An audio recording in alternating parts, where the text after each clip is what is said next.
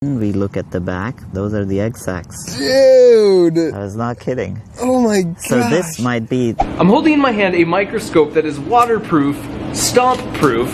I put it together in 2 minutes and it costs 50 cents to make. And in this hand I have a blood centrifuge that spins 10 times faster than a $10,000 centrifuge, and it costs 18 cents. Both of these were invented here at Stanford in the lab of a brilliant physicist, biologist, inventor named Manu Prakash, with the goal to help improve the life of the world's poorest through low-cost, effective, scalable inventions. Incredibly, it's believed of the estimated 100 billion people to have lived on this planet, more than half have died of malaria. The symptoms are similar to the flu, and so the gold standard for diagnosis is to take a drop of blood, spin it in a centrifuge, and then look at it under a microscope. Historically, this has been really hard to do in the places that need it most because the equipment can cost tens of thousands of dollars and it needs electricity. These two inventions can diagnose malaria, cost less than $1, and require no electricity. Manu, good to finally meet you. Absolutely. You're like a superhero. I don't know about that. From an engineering perspective, what you do is amazing. Now before I continue with Manu, let me just support that statement by showing you how this 50-cent paper microscope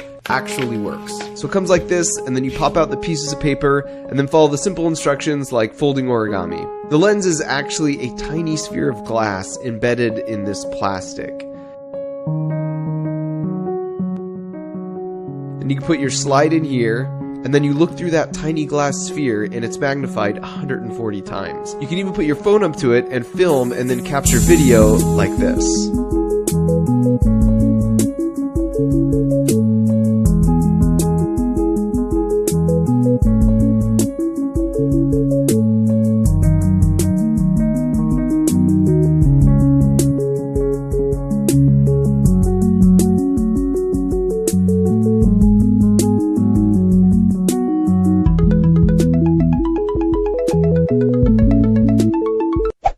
Your lab at Stanford, what do you do? What's your mission? Just like the high level. I grew up in India, and one of the things that I've always enjoyed is getting exposed to scientific tools. When I started the lab, it was very clear that we have this hunger for scientific tools that's missing.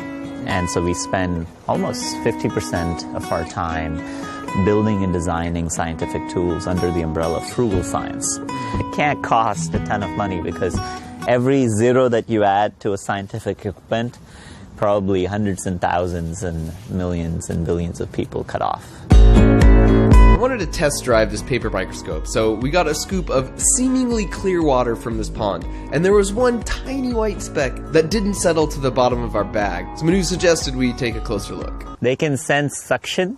Ah, okay. And they run away. Oh, really? It's kind of like a fly when you're trying to squat it. It senses your hand coming before it comes. And that's what's actually happening. It realizes, you know, just like it's about to go into a mouth of a fish, it runs away. But I think I'm gonna get it. We got it. There it is. Okay. Oh, there he is. He's in this one. Oh, perfect. And remember, to the naked eye, you can barely see this tiny white speck. Whoa! That's the single eye. You see that? Yeah. That little spot right there. And then we look at the back. Those are the egg sacs. Dude! I was not kidding. Oh my god! So this might be 10, 15 eggs on each sides. Those are antenna. Oh my gosh. So when I said when I was sucking it in and it ran away, it senses the pressure variation through those. That is so crazy. You know what this reminds me of?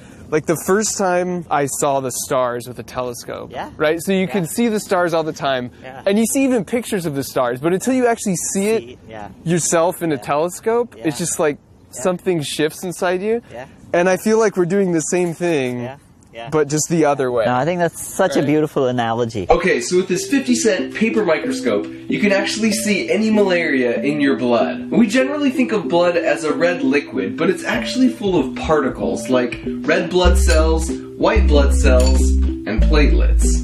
And so the problem is, in just a couple drops of blood, you have 1 billion red blood cells. So it becomes a needle in a haystack to try and find a few that have malaria.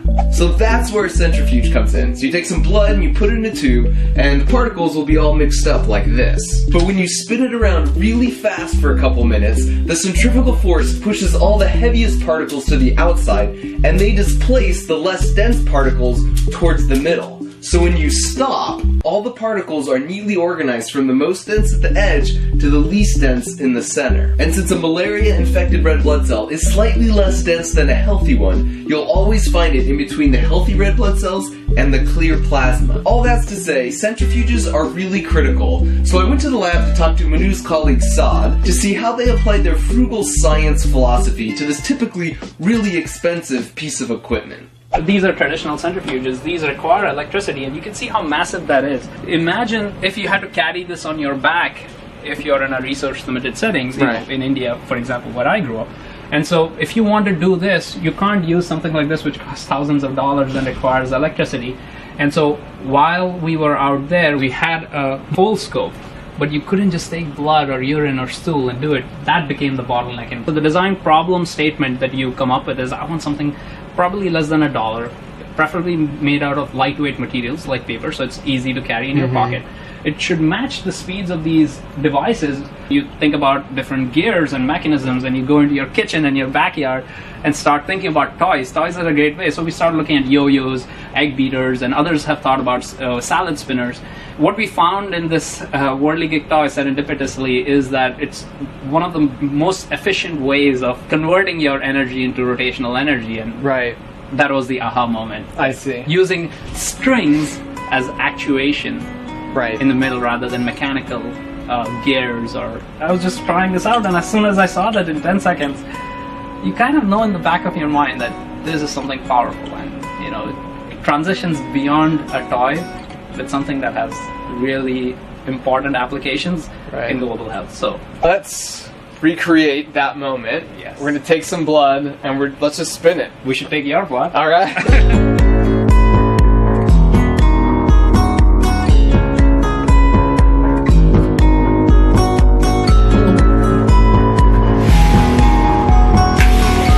So after spinning only for 10 seconds at 20,000 RPM, you could see my blood was already separating. This is my own blood. I've never seen my blood at this level before. Alright, here we go. That is crazy. So each one of those is a blood cell? What I love most about Manu and Saad is their childlike fascination and curiosity about the world around them. They're also incredibly observant, looking for ways their engineering talents might uniquely help or inspire others. It's a contagious optimism, and it's refreshing.